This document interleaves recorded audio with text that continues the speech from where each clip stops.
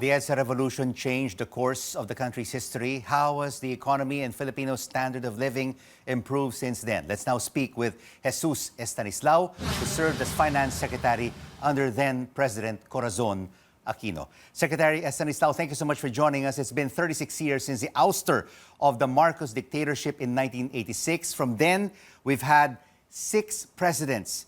Have they all made a difference and delivered real change for the people? Well, 1986 was a game changer because we're coming from a situation of deep crisis. We're thrown out of international financial markets. We're heavily indebted.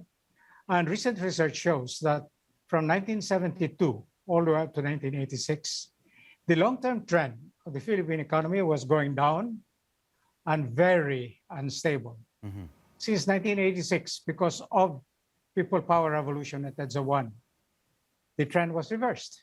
It went going up, and the rate of growth was much more stable. So there was a dramatic change, not just from a dictatorship to a democracy, but from an economy and a regime of tight regulation, monopoly, control by government officials to one which was much more liberalized and much more free and much more competitive.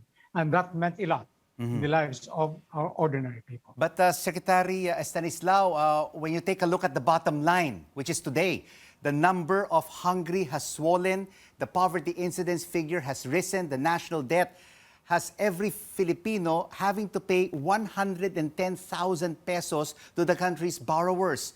Many of our kababayans are jobless, farmers and fishermen hurting because of rising prices and the importation of many agricultural products. Has there really been change for the good? There has been a change. If you look at the poverty incidence in our country, it was closer to 50% in 1982, 83, 84. And finally, we're able to reverse it. And before COVID struck, we're down to something like 18%.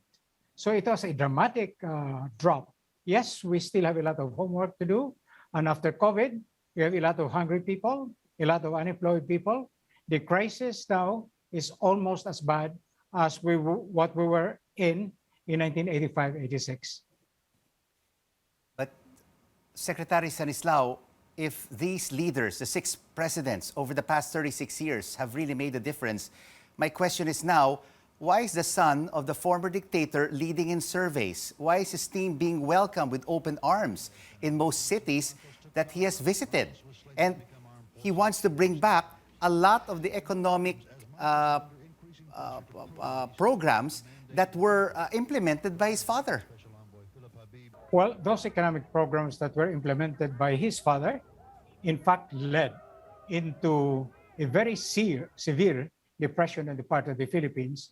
I should know because my first assignment in government was in DBP, and the bank that I inherited was essentially bankrupt. The assets that we had in the books of DBP were 93% non-performing assets. So while we had NPAs running around in the countryside, we had a more serious NPA in our banking system. DBP and PNB were essentially bankrupt financial institutions. And what we had to do was to infuse 10 billion pesos of new 1986 money into DBP and separately into PNB in order to get our economy started again. And the next president, indeed, Secretary Estanislao, faces enormous problems. How do we dig ourselves out of this hole? And what kind of leader or leaders would be best to lead us through these difficult times? We have to take advantage of the crisis that COVID-19 has presented to us and use it as an opportunity, not just to catch up, but to leapfrog our economy. And for that, you need a leader that would be able to connect all of the dots so that issues are not just treated separately, as though there were issues that could be solved by throwing a lot of public money into them.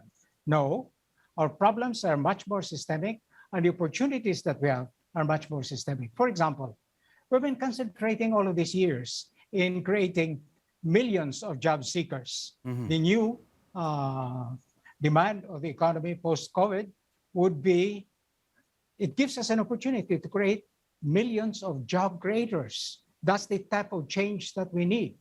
The Philippines, we have been selling and sending products and people to other countries with very little return for the Philippines. Now it's about time that we dig ourselves out of the hole by concentrating on the natural and human resources that we have, extract quite a lot of value from them, and make sure that we make them as productive and competitive as the situation demands. Dig ourselves out of this hole. You make some very important suggestions on what the next leaders should be doing. Is one of them as well changing the 1987 Constitution?